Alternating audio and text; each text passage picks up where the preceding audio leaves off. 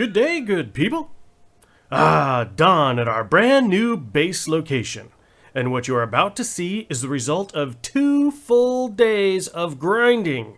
Maybe even more, I'm not sure. So prepare to feast your eyes on our new home.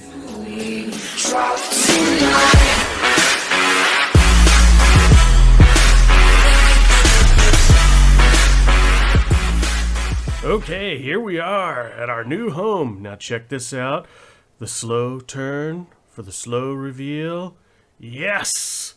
There we are. Our little cliffside town is starting to come together. Got a few animals. Not many. Oh, you might notice over there. Iguanodons here. We got a new one called Greenie. Only level 16. My lovely, beautiful level 172 something or other Tigger kind of had to die because I was looking for something out in the big world, and instead of finding what I was looking for, I found a Microraptor that knocked me out and let me get eaten by 10 terror birds. Yes, Tigger fought bravely. I actually got back to him, had him, was on my way home, and more terror birds came to finish the job. But in any case, I'm getting sidetracked. I wanted to show you what's going on. So this is the beginnings of our little village. This is our main house here. A little dark right now because it's still morning. We don't have anything downstairs yet, but we do have a nice big balcony so we can come out in the morning and enjoy the view. Oh, isn't that great? That's lovely. And we goes out over here around. This is going to be our pub or distillery. This building here is where we'll have, our wine and beer casks probably here in the corner, and this is where we'll be making our drinks and whatnot. Nogo is our alchemist, so this is his cute little alchemist hut here. He's already got his alchemy table going. And yeah, I'm kind of telling this story a little bit out of order, but so what happened when we first got here, we just set up a bunch of benches along here so we had a place to work, and we worked like dogs. Let me tell you, that thatch roof right there takes 600, plant strings. And to get a plant string, you have to pound on plant parts with a club to get the fiber. Then you have to use a wooden, what's it called again? I forget the name. Let's see. It's a spindle, a wooden spindle.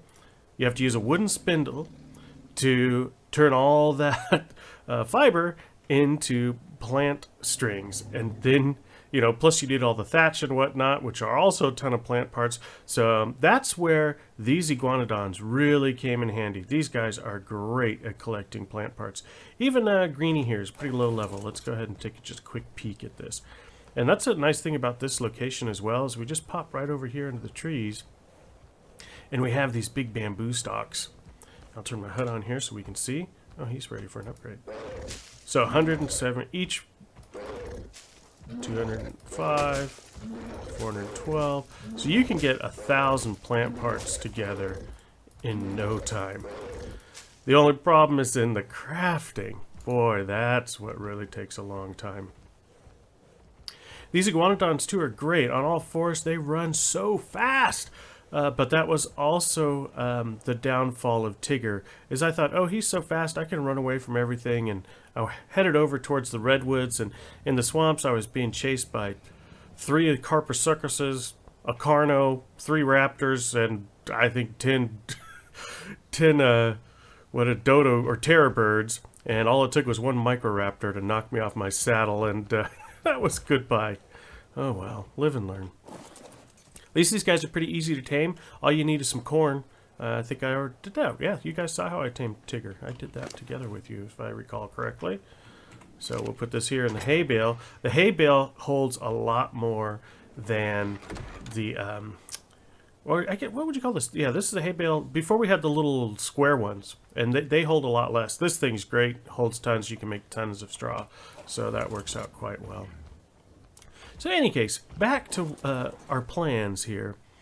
Yeah, we got to slowly move all this stuff kind of over and into buildings. I still need to make some more buildings. This area will maybe be our farm area, or maybe kind of this area where it's a little flatter. This rock will probably have to go.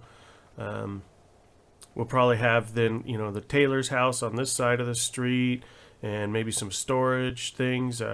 We need a farm stall. I don't know, this area over here is pretty flat too, so maybe this is the area that would become our farming area. We still have to kind of figure stuff out. We're just getting started with the cliffside buildings. This here is the kind of my domain. It's the smithy. We have the smithy over here. I still need some more forges, but we're working on that. And then I've got the carpenter's table, and I've got the masonry table. And I put all three of these in one building because they all kind of work together. You know, if I want to make barrels, I need the carpentry table, but to make the barrels, I need metal strips from the smithy over here, and yeah. So I'm still trying to figure out how to set this building up, because I also kind of wanted to have like a little sales area where I can have, maybe it'll be in like this corner, I'll have like barrels. I can put out barrels like this one right out here. And how much storage do they have? 35. You know, so I could put out like a barrel with arrows, a barrel with spears, a barrel with tools, and things like that. So that whenever anybody needs anything, they can just come in here and grab it. One thing I'd recommend is next to your workbenches, right now I'm using clay pots because that was the easy thing we had, but keep a pot where you can have, that's not a good example, or out here. Keep a pot next to your workbenches where you can store the different tools you need. So if I want to make crude planks, then I need this kind of saw. If I want to make lumber planks, I need this kind of saw.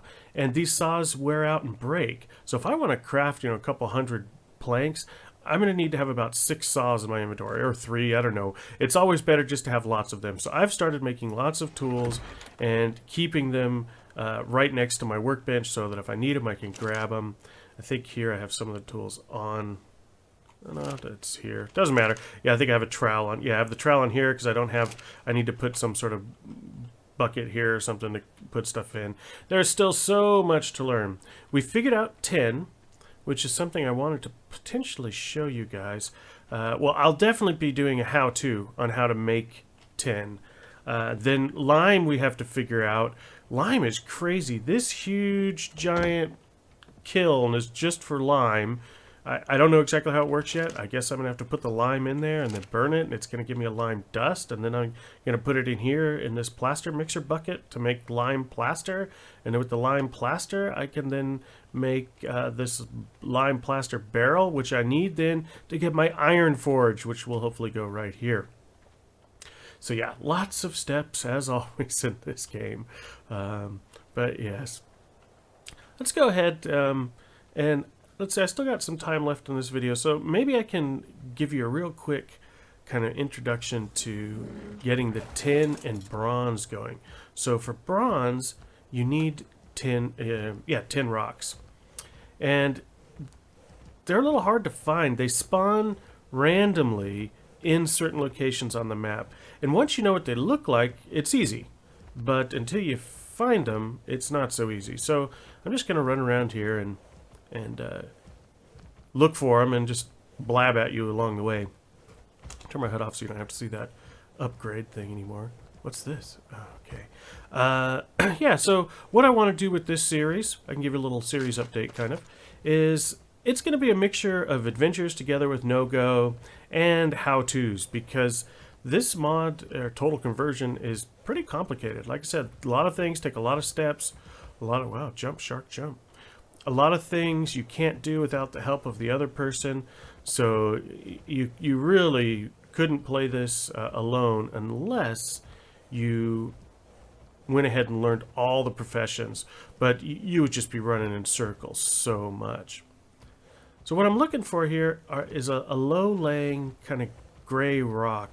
They're not very tall, they lay flat to the ground, and I think there's only one model for them, so they all look the same, which makes it kind of easy to spot them. There's so much ground clutter around though.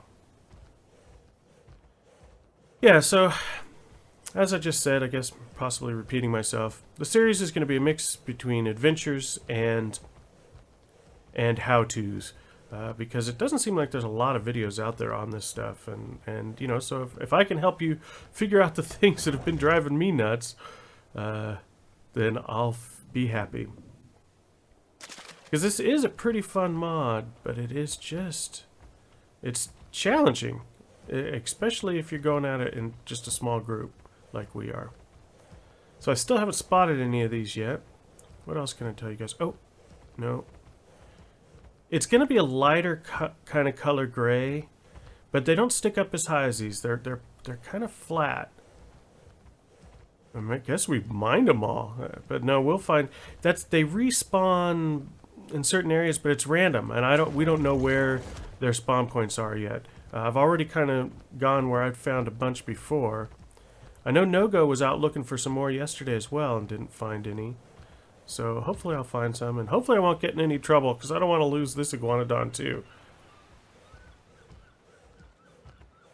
I'm going to have to find a new high-level iguanodon again. I'm so sad, actually, about poor Tigger. He fought so brave. He actually survived. And then I thought I might be able to find my bag. And then I saw what looked like it was my bag. And I thought, yes! And I jumped off. And it turned out it was just from a Diplo. And it was just like his bones.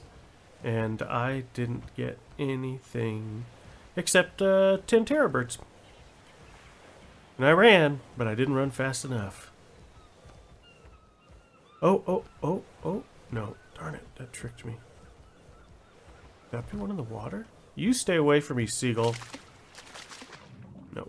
Ooh, jellyfish. Don't like jellyfish. Wow, how far am I going to have to run? Well, guys, we're back. Unfortunately, I couldn't find any lime anywhere. But as soon as I do find some lime, you can be darn sure, or not lime, I'm sorry, tin. As soon as I find some tin, you can be darn sure I'm going to show you guys how to go about making that valuable bronze. Because with the bronze, we can start making, as you see, I have some nice bronze pick, and I have a bronze axe. You can now also build some bronze armor. I'm able then now to build the iron sickle. How did I build an iron sickle? I built it using the bronze ingots, so I know it's possible. So I will show you how you can do that, because that really is, once you figure out how to get tin and how to get bronze, then that opens up a whole ton of other things for you to do in this that make make crafting pretty interesting again, get some great tools and interesting things. So I definitely will want to be showing you that. But until then, I'm going to have to say for now, goodbye, good people, and we'll catch you when we catch you.